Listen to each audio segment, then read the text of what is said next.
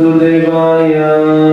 असुर मतलब जो भगवान का आश्रय लेते हैं कुछ बदले में पाने के लिए, और सुर मतलब जो भगवान का आश्रय ले भगवान की निस्वार्थ सेवा करने के लिए।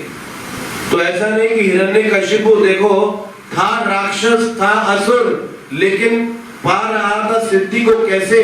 पूजा करके। अब जो पूजा करे, क्या आप उसको नास्तिक बोलोगे? तो हिरण्यकशिपु नास्तिक तो नहीं था, लेकिन भौतिक लाभ पाने की कोशिश करता था। कैसे? उस पूजा की विधि का उपयोग करके, तपस्या का उपयोग करके। और उसने इतनी मेहनत भगवान को खुश करने में नहीं लगाई, भगवान की सेवा करने में नहीं लगाई, भगवान के साथ अपने संबंध की स्थापना में नहीं लगाई। इतनी मेहनत भगवान को पराजित किया कैसे जाए, उसकी तपस्या करने के लिए लगाई। तो भगवान कृष्ण यही सिखा रहे हैं हमें कि योग करना इतना आसान नहीं है, क्योंकि योग का मतलब है अपने मन को भगवान के चरणों में स्थिर कर देना। तो जब कृष्ण ने अर्जुन को ये विज्ञान बोला तो अर्जुन ने क्या कहा? भगवान चंचलम ही मन कृष्ण प्रमादी बलवदा दृढ़म। ये बलवान है बड़ा मन, मन बड़ा चंचल है, इसको रोक पाना, इसको स्थिर कर पाना बहुत कठिन है। इससे तो अच्छा है मैं वायु की गति को थाम लूं, बजाय कि अपने मन को आपके चरणों में स्थित करने के। ये तो मुझसे हो ही नहीं सकता, मैं ऐसा कर ही नहीं पाऊंगा। अभी आप देखो 5000 साल पहले ये अर्जुन कह रहे हैं। अब अर्जुन के चरित्र की बात करो तो कितना नियंत्रण था अर्जुन को अपने ऊपर। जिस समय स्वर्ग में अर्जुन युद्ध से पहले अपने पिता इंद्र से कुछ दिव्य हथियार लेने गए उस महाभारत के युद्ध को करने के लिए, तो उस समय उर्वशी का नृत्य इंद्र देख रहे थे।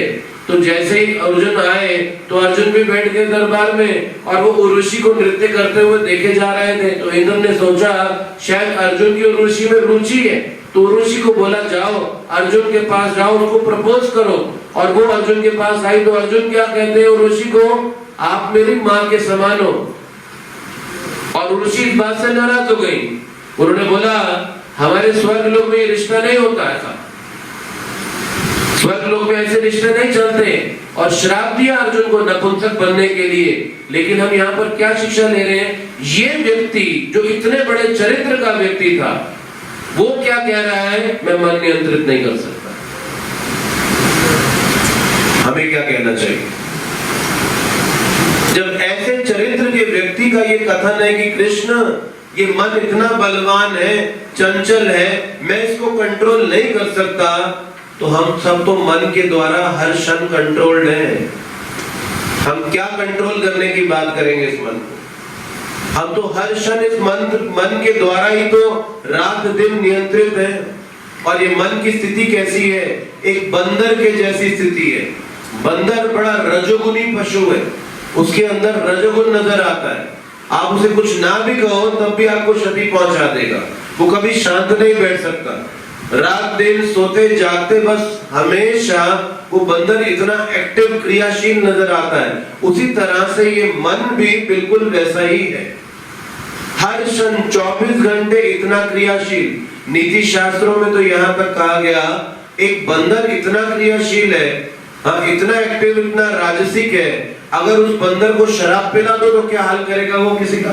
तो उसी तरह से ये हमारे मन की भी ऐसी स्थिति कि जैसे एक शराब पिया हुआ बंदर, वो कुछ भी क्षण क्या करेगा कुछ भरोसा ही नहीं किया जा सकता। ये मन हमसे क्या करवा डालेगा हम खुद भी अपने मन को नहीं जानते। तो इसीलिए इस भौतिक जगत में, इस कलयुग में, मनुष्य के शरीर में, और वो भी ऐसे मन के साथ, तो क्या स्थिति हम सबकी हुई पड़ी है। आज पूरे समाज की कैसी स्थिति हो सकी है, कैसी परिस्थिति में आज समाज जी रहा है। तो ये परिचय है हम सबके मन की हालतों का। एक दृष्टि से कलयुग में पशु लोग मनुष्य से ज्यादा बेहतर जीवन जीता दिखते हैं, क्योंकि वो तनाव नहीं हो रखते, चिंताएं नहीं रखते। मनुष्य तो सब कुछ होते हुए भी चिंता रखता है, सब कुछ होते हुए भी तनाव का जीवन जीता है। चाहे जीवन जीने के लिए प्रचुर हो भी, और उसके जीवन में पर्याप्त मात्रा में सब कुछ हो भी, फिर भी इतने भारी भरकम चिंताओं का बोझ हर समय ढोता रहता है। आप पशुओं को देखो, कोई चिंता नहीं है। मैं देखता हूँ कई बार लोग किसी स्थान में, चौराहे में आदि में पशुओं को, पक्षियों के लिए दाना डालते हैं भर भर के, है ना। हर 15 मिनट के बाद एक व्यक्ति आएगा, अपना स्कूटर लगाएगा, उसमें एक थैला निकालेगा और दाना फैलाएगा। अब कबूतर लोग आते हैं, कितना खाते हैं उसमें से, कितने दाने लेकर जाते हैं, अधिकतर वहीं पड़ा रहता है। उन्हें कोई लालच ही नहीं है, कितना सारा डाल दिया, पूरा एक बोरा लेकर आया, भर लो ऊंचे से, फिर बोरा भर के रख लो, कहीं बारिश आ रही है, फिर मिलेगा नहीं मिलेगा, कहीं मेरे लिए कोई संकट ना आ जाए। वो संतुष्ट है अपने जीवन के अंदर। आप जितना मर्जी दाने डालते फिरते रहो, उन्होंने जितना उनका पेट भरता है उतना ही खाएंगे और बाकी वही छोड़ के चले जाएंगे, वही पड़ा रह जाता है।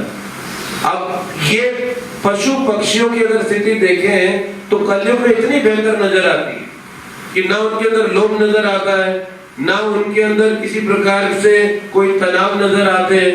और हम सब इस लोभ के मारे कितने सारे तनावों में जीवन हर क्षण जी रहे होते हैं। तो ऐसा नहीं है कि मनुष्यों का ही मन है, पशुओं का मन नहीं है, लेकिन मनुष्य समाज ने इस मन में ऐसी दुर्गति की है। इसीलिए आप देखिए मनुष्य के जीवन में आज पूरे संसार भर के अंदर सबसे आज फ्लरिशिंग इंडस्ट्री ये क्या है? एंटरटेनमेंट इंडस्ट्री है आज, मनोरंजन। कितना लोग करोड़ों अरबों रुपया सिर्फ एंटरटेनमेंट करके लोगों का कमाते हैं आज, मनोरंजन करके। आप सभी लोगों को देखो अपने मोबाइल फोन के ऊपर क्या देखते रहते हैं, मनोरंजन ये तो है, एंटरटेनमेंट को ही तो देखते हैं फोन के ऊपर। आप क्या देख रहे होते हैं हर, तो सभी लोग अपने फोन पे भी एंटरटेनमेंट में लगे हैं। ये कितना बड़ा व्यवसाय है। अब ये मनोरंजन क्यों करना चाहते हैं? क्योंकि मन खुश नहीं है, इसीलिए तो मन को आनंद देने के लिए ये सिनेमा, टेलीविजन, इंटरनेट, मीडिया और ये सब नाटक, ड्रामा, संगीत आदि के पीछे हम क्यों भागते हैं? क्योंकि मन को आनंद देने के लिए ये सारे काम किए जाते हैं। अभी देखो वो मनोरंजन करने के लिए अरबों करोड़ों रुपया पूरे विश्व भर के अंदर सिर्फ लगाया जाता है। किस लिए? मन, सिर्फ मन को सुख देने के लिए। और इस मनोरंजन को देखने के बाद मन सुखी नहीं होता, उल्टा और अशांत हो जाता है। मन में कैसे विचार आते हैं? मेरे पास ऐसी सुविधा क्यों नहीं है, मेरे पास वैसी सुविधा क्यों नहीं है, मैं ऐसी जीवन शैली क्यों नहीं जीता हूँ, मेरे पास ये सब होना चाहिए, मैं परिश्रम करूं, मैं मेहनत करूं और ये सब इकट्ठा करूं।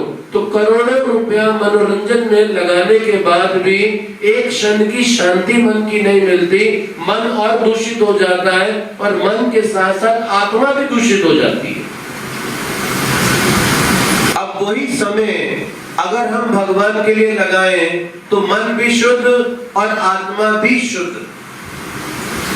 तो समय तो हर मनुष्य के पास उतना ही है, लेकिन अगर उस समय का उपयोग हम ऐसे मनोरंजन, television, newspaper, magazines, social media, cinema आदि के साथ व्यतीत करने में लगा रहे हैं तो क्या प्राप्त कर रहे हैं?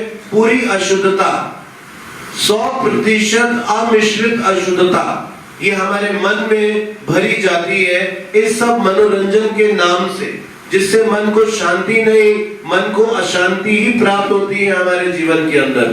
तो ये कितनी बड़ी अज्ञानता है। तो आज आप देखिए पूरा पशु समाज अपने आनंद के लिए क्या करता है? आहार, निद्रा, मैथुन, भय, 4 काम, बस इसी में अपना जीवन बिताता है पशु समाज। खाने के अंदर, सोने के अंदर, संतान उत्पन्न करने के अंदर और अपनी रक्षा करने के अंदर। पशु समाज का आनंद यहाँ पर है। वो तो जंगल में रहता हुआ साधारण प्राकृतिक सुविधाओं के अंदर इन्हीं 4 कामों में अपना पूरा जीवन बिता के चला जाता है। लेकिन एक मनुष्य अपने जीवन को व्यवस्थित करने में कितनी मेहनत, कितना भारी भरकम प्रयास करता है, फिर कभी कितने बड़े बड़े आविष्कार करता है और फिर उन आविष्कारों से उसके जीवन में कितनी सारी समस्याएं, बाधाएं आ जाती हैं। हमने कार बनाई, स्कूटर बनाया, फिर पेट्रोल आविष्कार किया, आज पेट्रोल के कारण इतनी सारी समस्याएं आ गई, पॉल्यूशन आ गया, पेट्रोल का अभाव आ गया, इतनी सारे संकट उस पेट्रोल के जीवन में आने से आ गई। अब पशु जीवन ने इस प्रकार के कोई आविष्कार नहीं किए, लेकिन बड़े शांत हैं। उनको कोई अभाव नहीं लगता कि जंगल में रहते हुए हमारे पास कोई कमी है, हमारे पास साइकिल नहीं है, हमारे पास मोटरसाइकिल नहीं है, हमारे पास कार नहीं है, और वो भी ये ब्रांड की नहीं है, और वो भी ये रंग की नहीं है। उनको कोई चिंता नहीं होती, वो बड़े आनंद में रह रहे होते हैं। तो हम सब जान के अपनी इस बुद्धि का इतना दुरुपयोग कर रहे हैं कि इतनी मेहनत कर रहे हैं इतने छोटे से सुख को पाने के लिए, जैसे 10 करोड़ रुपए की मेहनत और 10 पैसे का सुख। ये हालत है आज हमारी। इतनी भारी भरकम मेहनत करते हैं और इतना रंजनात्र सुख पाते हैं और उसके लिए पूरा जीवन गवा देते हैं। और ये सुख तो श्रीमद् भागवतम में कहा गया पशुओं को भी उपलब्ध है, तो फिर हमने कौन सा विशेष काम कर लिया? तो इसीलिए भगवान कहते हैं इस मन को नियंत्रित करने के लिए हम सबको काम करना पड़ेगा। ये तो निश्चलती, ये भागेगा मन, जब भागेगा तो पकड़ कर वापस भी लाना पड़ेगा। लेकिन होता है मन भागता है और हम मन के साथ भाग जाते हैं। जहां वो भागता है हम भी उसके साथ भाग जाते हैं, बजाय उसको पकड़ने के कि मुझको ये विचार नहीं। एक तरह से हम सब मन के गुलाम हैं और हम सब में बल ही नहीं है इसको रोकने के लिए। जैसे व्यक्ति कोई बहुत कमजोर हो, दुबला पतला हो, अब उसको आप कैसे भी चलाओ, कैसे भी घुमाओ, वो आपके ऊपर पूरी तरह से आश्रित है। वैसे ही हमारी हालत इस मन के हाथ हुई पड़ी।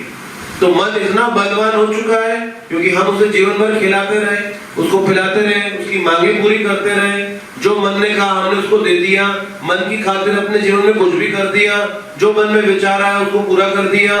तो कई जन्म जन्मांतरों से इस मन को खिलाकर मोटा ताजा हट्टा कट्टा कर दिया और अब हमारी इसने दुर्गति बना दी। और जो ये मन कहता है हम करते हैं। और आज लोग क्या नहीं कर रहे, मन के गुलामों के ड्रग्स लेते हैं, अवैध संबंध बनाते हैं, क्या क्या नहीं करते सिर्फ इस मन के सुख के कारण। तो ये है स्थिति। तो अब आप देखिए कि ये जो मन है इतना शक्तिशाली, भक्त लोग भक्ति में इस मन का कैसे उपयोग करते हैं। वो इस मन से भगवान का स्मरण करते हैं। मन में स्मरण की शक्ति है। तो भौतिकतावादी हर समय मन में इंद्रिय भोग कैसे ज्यादा से ज्यादा किया जाए इसका स्मरण करता है। लेकिन एक भक्त स्मरण करता है मन से कैसे, वो कैसे कृष्ण की सेवा को और बढ़ाए, कैसे भगवान को और प्रसन्न करे, कैसे भगवान को और सुख दे। तो भक्त के पास भी मन है और एक अभक्त के पास भी मन है, दोनों के पास मन है, लेकिन दोनों उसका उपयोग अलग दिशा में कर रहे हैं। जब आप इस मन का उपयोग करेंगे कैसे मैं शारीरिक सुख और पाऊं सिर्फ इतने के लिए, तो ये मन आपको और परेशान करेगा। ये मन कभी तुष्टि नहीं होगा। ये जलती हुई अग्नि के समान है, जितना मर्जी ईंधन डाल दो ये बुझने के बजाय और भड़केगा और ज्यादा प्रज्वलित होगा, ये कभी तृप्त नहीं होने वाला है। लेकिन एक भक्त, एक अभ्यासशील साधक जो भगवान के चरणों को पाने के लिए, भगवान को प्रसन्न करने के लिए प्रयत्नशील है, वो एक ऐसा साधक हर समय इस मन को भगवान के चिंतन में निवेश कर देता है। तो हम सब परेशान हैं जीवन में इन इंद्रियों से, इस मन से। और यही गीता में भगवान कहते हैं कि प्रकृति स्थानी कर्षति। हम सब कर्षति का मतलब है संघर्षशील है, इस प्रकृति के अंदर संघर्षशील है। मनश्ष्टानि इंद्रियानि, ये मन को छठी इंद्रिय बोलते हैं, सिक्स्थ सेंस। मनश्ष्टानि इंद्रियानि प्रकृति स्थानी कर्षति। इस मन के कारण इस संसार में हम सब क्या है, संघर्षशील होकर जीवन जी रहे हैं। तो इसका उपाय श्रीमद् भागवतम के 5वें स्कंद में भगवान ऋषभ देव अपने पुत्रों को संदेश देते हुए कहते हैं, नायम देहो देहा भाजम निर्लोके, कि एक मनुष्य जिसको एक शरीर प्राप्त हुआ है उसको क्या करना चाहिए, उसको कैसा जीवन जीना चाहिए, ताकि जो उसे इस प्रकृति से मनुष्य जीवन में प्राप्त हुआ है उसका वो बेस्ट यूज कर सके अपनी लाइफ के अंदर। तो कहा है कष्टान कामान अर्हते विड भोजानिये।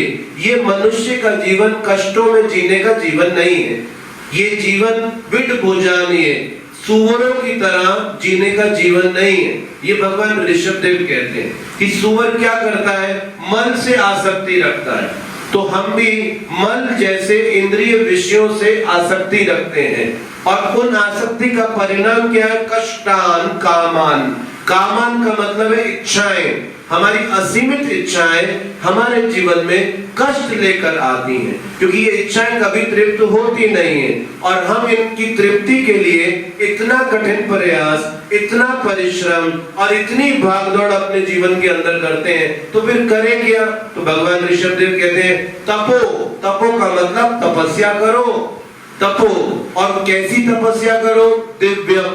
दिव्यम तपस्या का अर्थ है दिव्य तपस्या करो, ऐसी तपस्या जिससे आपका मन, आपकी बुद्धि, आपकी इंद्रियां और आपकी आत्मा शुद्ध हो जाए, वो शुद्धि की ओर प्रगति करे। ऐसी तपस्या को हमें प्राप्त करना चाहिए। और फिर वो कहते हैं शुद्धे यस्मा ब्रह्म सौख्यम। जब हमारा मन, हमारी इंद्रियां, हमारी आत्मा शुद्ध होगी तो ब्रह्म सौख्यम, यानी कि जो भगवान को आनंद का अनुभव होता है। अभी भगवान क्या है? वो आनंद के स्रोत है। तो वो आनंद के स्रोत किस प्रकार के आनंद का अनुभव करते हैं, इसका तो परिचय हमारे पास नहीं है कि वो भगवान कैसा आनंद पाते हैं। तो ब्रह्म सौख्य। तो जब आप तपो दिव्यम, दिव्य तपस्या करोगे, अब भौतिक जीवन जीने के लिए भी तो तपस्या करते हैं कि नहीं करते? इस पैसा कमाने के लिए, परिवार चलाने के लिए, इस शरीर का पालन करने के लिए कितना भारी भरकम प्रयास, कितनी तपस्या, कैसी कैसी परिस्थितियों में हम जीवन जीते हैं। तो फिर भगवान ऋषभदेव कहते हैं जब मनुष्य के जीवन को चलाने के लिए इतनी तपस्या करते हो, तो फिर इस जन्म मृत्यु के चक्र से बाहर आने के लिए थोड़ी तपस्या क्यों नहीं कर सकते? उसमें क्या कठिनाई है कि हम कुछ तपस्या इस मनुष्य के जीवन से बाहर आने के लिए करें, जो कि एकमात्र हमारे कष्टों का मूल कारण है। तो तपो दिव्यम, तपस्या तो हर कोई करता है, लेकिन दिव्य तपस्या करें, और फिर उसका परिणाम क्या है? ब्रह्म सौख्य। ये हमको वो आनंद दे देगा जो परम भगवान आनंद प्राप्त करते हैं। तो इसीलिए मनुष्य का जीवन एकमात्र ऐसा जीवन है जो कि तपस्या करने के लिए बनाया गया है। ये तपस्या करके हम शुद्ध हो सकते हैं। इसीलिए हम शास्त्रों में पढ़ते हैं आचार्यों के द्वारा, जिसमें बताया गया कि भक्त को प्रातःकालीन जल्दी उठ के क्या करना चाहिए? भगवान के विग्रहों का दर्शन करना चाहिए, भगवान का गुणगान करना चाहिए, भगवान का नाम जप लेना चाहिए, गुरु आचार्य गणों से आशीर्वाद की कामना करते हुए, शास्त्र अध्ययन करते हुए, पवित्र स्थानों का दर्शन करते हुए, भक्तों का संग करते हुए अपने सुबह के कार्यक्रम का आरंभ करना चाहिए। तो ये शास्त्र का प्रस्ताव है कि हमें अपने जीवन में सुबह का कार्यक्रम कैसे बनाना चाहिए। लेकिन साधारणतः लोग क्या करते हैं, सुबह सूर्य उदय के बाद उठते हैं, फिर समाचार पत्र पढ़ते हैं, फिर उसके बाद चाय पीते हैं, और फिर उसके बाद कुछ मोबाइल फोन पर देखते हैं या बात करते हैं, फिर उसके बाद न्यूज देखते हैं, टीवी आदि देखते हैं। इस तरह से उनका प्रातःकालीन कार्यक्रम आरंभ होता है। तो एक है भक्त का प्रातःकालीन कार्यक्रम और एक है अभक्त का प्रातःकालीन कार्यक्रम। भक्त के प्रातःकालीन कार्यक्रम में अर्चा विग्रह की पूजा है, भक्तों का संग है, श्रीमद् भागवतम का अध्ययन है, और तीर्थ स्थानों पे वास है, और साथ में भगवान का नाम जप है। वो ऐसा करता हुआ अपना प्रातःकालीन आरंभ करता है, यानी कि मंगल समय में मंगल कार्यों को करते हुए अपने दिन की मंगलमय शुरुआत करता है। और दूसरी तरफ से एक अभक्त होता है, और वो क्या करता है? अमंगल समय में उठता है सूर्योदय के बाद, अमंगल कार्य, पहले समाचार पत्र पढ़ता है जिसमें सारी बुराइयां लिखी गई होती हैं, फिर टीवी देखता है जिसमें सब बुराइयां बताई जा रही होती हैं, फिर चाय पीता है जो हम एक प्रकार का नशा है, और फिर ये सारे बुराइयों के साथ अपने दिन की शुरुआत करता है। तो पूरे दिन की शुरुआत अमंगल कार्यों से करता है, और पूरा दिन अमंगलमय बिताकर फिर रात को सो जाता है, फिर अगले दिन फिर ऐसा करता है, और आखिरी सांस तक करता है जब तक मर नहीं जाता। तो अमंगल के चेतना में, अमंगल लोकों में या अमंगल लोक योनियों को प्राप्त करता हुआ निम्न योनियों की ओर चला जाता है। तो अगर हम इस दिव्य तपस्या को, यानी कि सूर्योदय से पूर्व उठें, भगवान का नाम लें, भागवतम अध्ययन करें, और भगवान के विग्रहों की सुंदर दर्शन करें, उनकी पूजा अर्चना करें, उनको भोग आदि अर्पित करें। अगर हम ऐसा करें, ये भी तपस्या है ना, दिव्य तपस्या है। ये आपके मन और आत्मा को शुद्ध करने वाली तपस्या है। तो इसीलिए ये मन तो बोलेगा, क्या अंतर पड़ता है? कुछ भी करें हम अपने जीवन में, किसी भी प्रकार की जीवन शैली को अपनाएं, तो फिर रहे तो मन के ही गुलाम। और मन हमारा मित्र नहीं है, मन हमारा हितैषी नहीं है। मन का हित क्या है कि हम इस संसार को छोड़ के कभी भी ना जाएं, हमेशा इस भौतिक जगत में अपने अस्तित्व को बनाए रखें। क्योंकि ये जो है मन षष्ठानी, ये जो मन है ये सूक्ष्म शरीर का हिस्सा है, और ये जो मन है ये भौतिक जगत में ही पाया जाता है। इसका अस्तित्व आध्यात्मिक जगत में कहीं नहीं है। और ये मन हमारे पूर्व विचारों का, हमारे पूर्व कार्यों का संग्रह घर है। तो इस मन में भगवान का कोई विचार ही नहीं है, ना ही इस मन के अंदर कोई भगवान का प्रभाव है। तो फिर ये सिखाएगा क्या और करवाएगा क्या? तो या तो आप मन की बात सुने या फिर आप शास्त्र की बात सुने।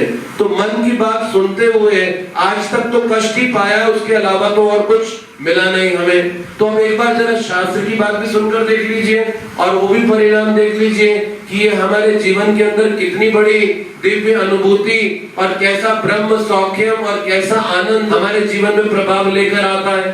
तो एक प्रयास तो शास्त्र को भी हमें अपने जीवन के अंदर देना ही चाहिए कि नहीं, कि कैसे मन पे आज तक विश्वास रखा, हित उसने कुछ किया नहीं हमारा। तो एक बार जरा शास्त्र पे भी विश्वास करके देखा जाए कि क्या हमको ये हमारे जीवन में हित दे सकता है या नहीं दे सकता है। तो इसलिए हम सबकी ऐसी परिस्थिति है। तो श्री प्रभुपाद जी ने कहा, तो चाहे छोटा प्रयास ही करो, लेकिन कम से कम इस जीवन को त्यागने से पहले, जब ये शरीर चलता फिरता है, कुछ काम करने लायक है, दूसरों पे निर्भर अभी नहीं हुआ है, एक दिन हो जाएगा ऐसा कि जब हम अपने शरीर की मूलभूत आवश्यकताओं के लिए भी दूसरों पर मोहताज होने वाले हैं, अपने लिए शरीर की आधारभूत कार्य भी नहीं कर पाएंगे। कम से कम उस दिन को देखने से पहले प्रभुपाद जी ने कहा, इस भक्ति की इन्वेस्टमेंट आरंभ कर दो। जैसे छोटे बच्चे को इन्वेस्टमेंट सिखाने के लिए, सेविंग्स सिखाने के लिए उसको एक माता पिता एक गुल्लक ला के देते हैं, वो पिगी बैंक गुल्लक देते हैं और बोलते हैं इसमें रोज 1 रुपया अपना पॉकेट मनी से डालो। तो बच्चा बोलता क्यों डालो, एक दिन तेरे को बहुत सारा पैसा मिलेगा इसके अंदर, अच्छा बहुत सारा मिलेगा। तो इस लालच से वो क्या करता है, पॉकेट मनी से रोज 1 रुपया उस गुल्लक में डालता है। अभी रोज 1 रुपया गुल्लक से डाल डाल के एक दिन वो गुल्लक पूरा भर जाता है, अभी अंदर ही नहीं जा रहा। तो पिताजी बोलते हैं इसको तोड़ दो या इसको खोल दो। तो जब खोलता है तो इतना सारा 200 300 400 रुपया उसके अंदर से निकलता है, वो बड़ा खुश होता है। तो उसी तरह से रोज जैसा 1 रुपया डालने से वो गुल्लक में इतना बड़ा अमाउंट बच्चे के लिए बन जाता है, उसी प्रकार से भक्ति की गुल्लक है। ये भक्ति की गुल्लक में जब आप रोज भगवान का नाम लेते हैं तो आपने थोड़ी इन्वेस्टमेंट कर दी। अभी फिर रोज आपने भागवतम पढ़ा, एक हो गया आपका, हाँ उसके अंदर आपका सेविंग हो गया। अभी आपने कुछ श्रवण किया प्रभुपाद जी के प्रवचनों को, भक्तों की वाणी को, तो उसमें एक सेविंग आ गया।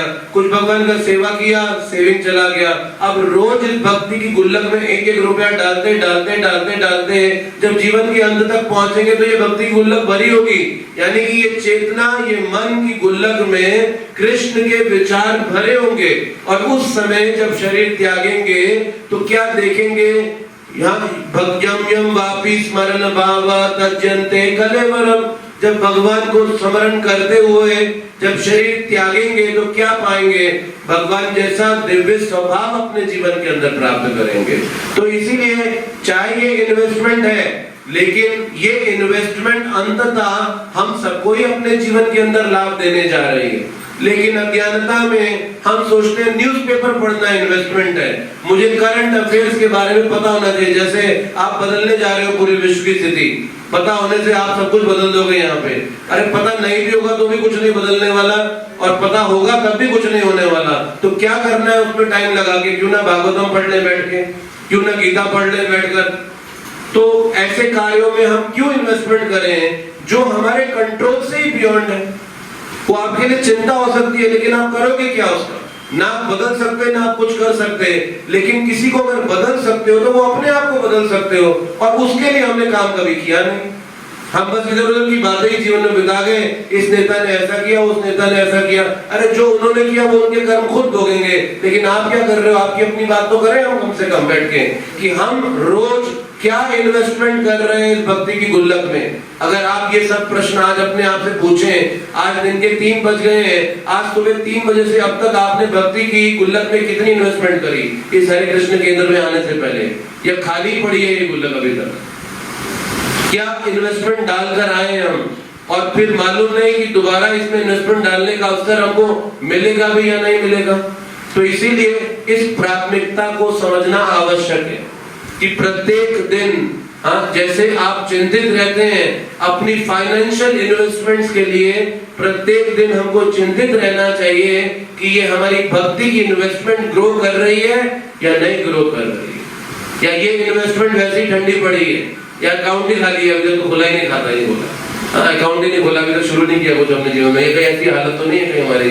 तो इस बात के लिए हमको चिंतित होना चाहिए, और अगर ऐसा करेंगे तो रोज श्रवण कीर्तन और स्वाध्याय शास्त्रों के माध्यम से ये भक्ति की गुल्लक भरते हुए आपको एक दिन दोबारा इस संसार में नहीं आने देगी।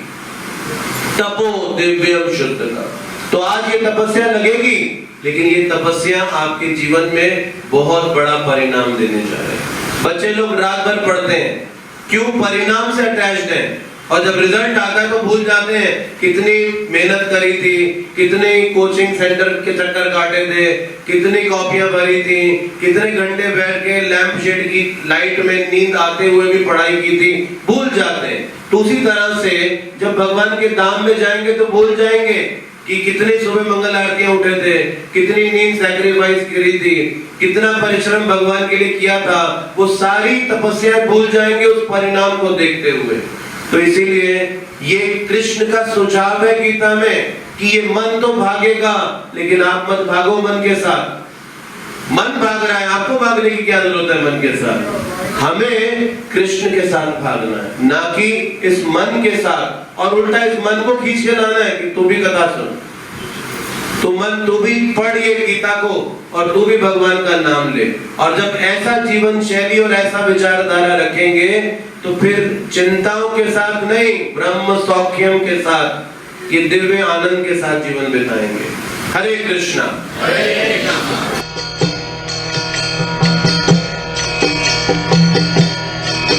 हरे कृष्णा कृष्ण कृष्ण हरे हरे, हरे राम राम राम हरे हरे। हरे कृष्णा कृष्ण कृष्ण हरे हरे, हरे राम राम राम हरे हरे। हरे कृष्ण कृष्ण कृष्ण हरे हरे, हरे राम